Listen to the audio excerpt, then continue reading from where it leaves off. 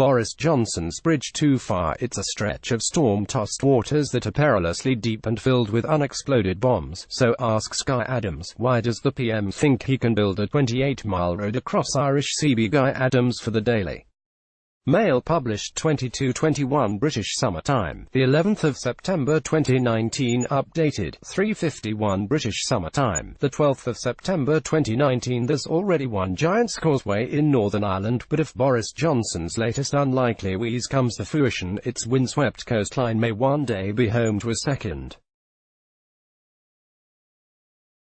In a bold, and some might say foolish, example of blue sky thinking, the Prime Minister has asked officials at the Department for Transport to produce a factual paper on the feasibility of building a bridge across the Irish Sea. His big idea, to connect the outskirts of Belfast with Scotland's mainland, offering the world a symbol of his forward-thinking nation's economic vitality in the process. Boris Johnson has asked officials at the Department for Transport to produce a factual paper on the feasibility of building a bridge across the Irish Sea. This grand feat of engineering, dubbed the Brexit Bridge, will span up to 28 miles and, according to current estimates, cost anything from £15 billion to £20 billion. It's also an immense technical challenge. Critics, including one eminent engineer, have declared the chances of its proceeding without a hitch as about as fanciful as building a bridge to the moon. According to leaked briefing papers obtained by Channel 4, civil servants have nonetheless been told that the PM wants a detailed rundown of the risks around the project, not to mention a few ideas about where this money would come from, in a country which seems incapable of building any new railway line, airport, runway or major road either on time or on budget. This extraordinary endeavour seems optimistic, to say the least. After all, the most feasible of the two proposed routes must cross an often choppy stretch of water more than 1,000 feet deep. The crossing would be adjacent to Beaufort's Dyke, a 900 feet deep, 30-mile-long trench which the Ministry of Defence previously used as a dumping ground for live munitions. It would require dozens of vast support towers, roughly 1,400 feet tall, to be built, transported on site, and then dropped with great precision and fixed firmly into the seabed. Adding to the perils, the crossing would be adjacent to Beaufort's Dyke, a 900 feet deep, 30-mile-long trench which the Ministry of Defence used as a dumping ground for live munitions between the end of World War I and the 70s. More than 1.5 million tons of explosives, along with devices containing mustard gas and the nerve agent sarin, are thought to be decomposing on the sea floor there, along with radioactive waste from Britain's nuclear weapons program.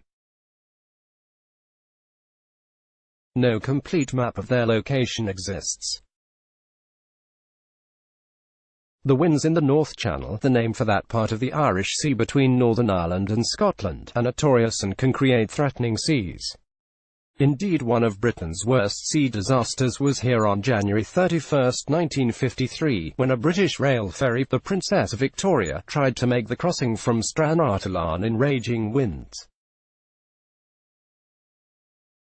She failed after the loading doors were stove in by huge seas and went down even as rescue boats tried to find her in atrocious conditions.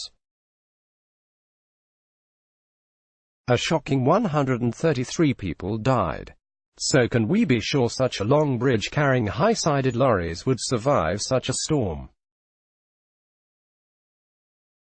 Boris isn't about to let such trifling questions derail the grand scheme, though. The Prime Minister has made no secret of his support for infrastructure projects that increase connectivity for people and particularly those that strengthen the union, was how a Downing Street spokesman put it this week. One big reason for his support is, perhaps inevitably, Brexit.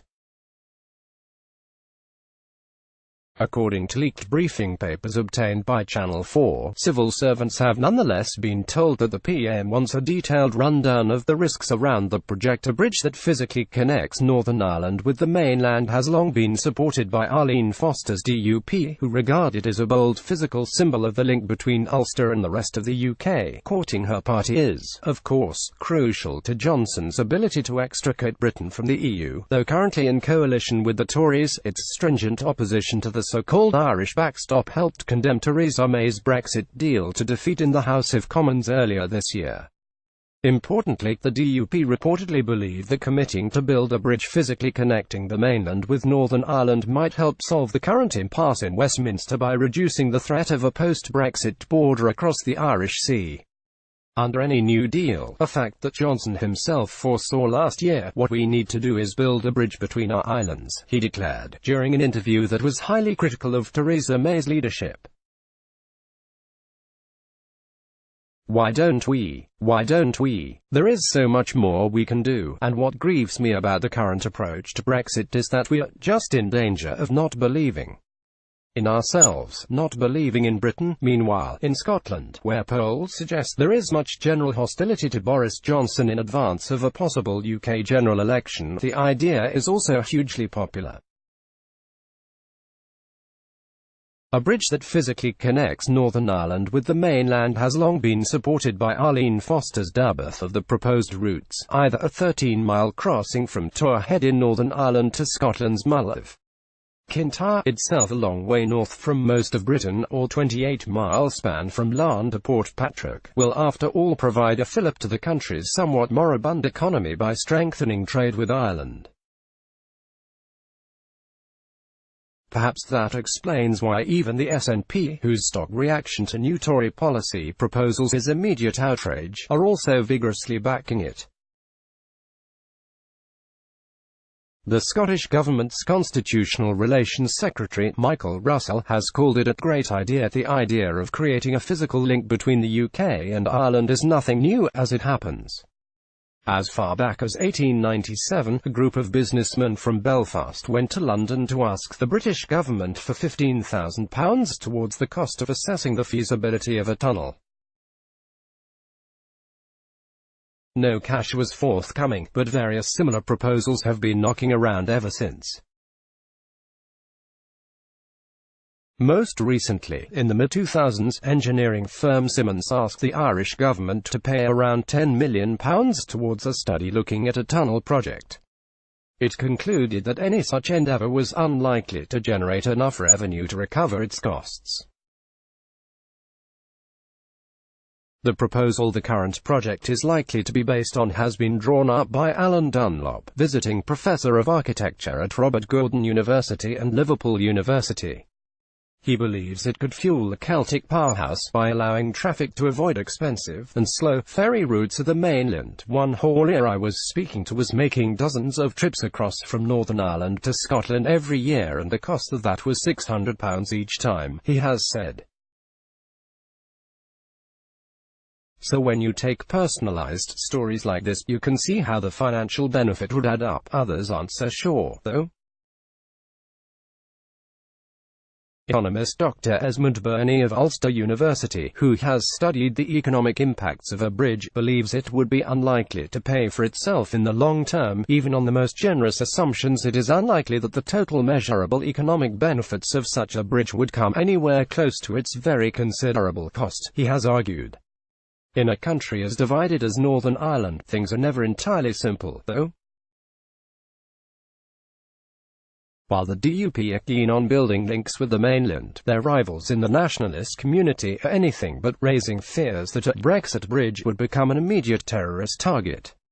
2011 saw China open the Danyang-Kunshan Grand Bridge, which takes rail traffic across an astonishing 102.4 miles, yet the scheme's biggest issues are not economic but practical. While many longer bridges have been built in recent years, 2011 saw China open the Danyang-Kunshan Grand Bridge, which takes rail traffic across an astonishing 102.4 miles. None has covered such a deep and hostile stretch of water. Thailand's 34-mile-long Bang Na Expressway, the world's longest road bridge, was built across dry land, while Europe's current longest, the 10.7-mile Vasco da Gama, is in coastal waters near Lisbon. Its longest foundation piles go down a mere 311 feet, roughly a third of the depth it would require to cross the Irish Sea. Johnson, meanwhile, has form for ploughing public money into ill-fated bridges. As Mayor of London, he became a vigorous proponent of actress Joanna Lumley's so-called Garden Bridge across the Thames, even making a secretive trip to San Francisco in 2013 in an effort to get Apple to sponsor it. Costs proceeded to spiral, while critics complained about the project being privately run yet publicly subsidized, and argued that the scheme would become a costly white elephant. Amid growing warnings that the Garden Bridge was likely to dramatically exceed its £185 million budget, with further concerns about its procurement processes, the project was shelved by Johnson's successor, Sadiq Khan, in 2017. By then, the cost to taxpayers had reached an astonishing £43 million, with nothing whatsoever to show for it. That failed bridge would have spanned a grand total of 30 meters, across a tidal river. Johnson's Brexit bridge must by contrast span roughly 45,000 meters of open sea, meaning that, on previous form, it's heading straight for troubled water. Let's block ads. Why?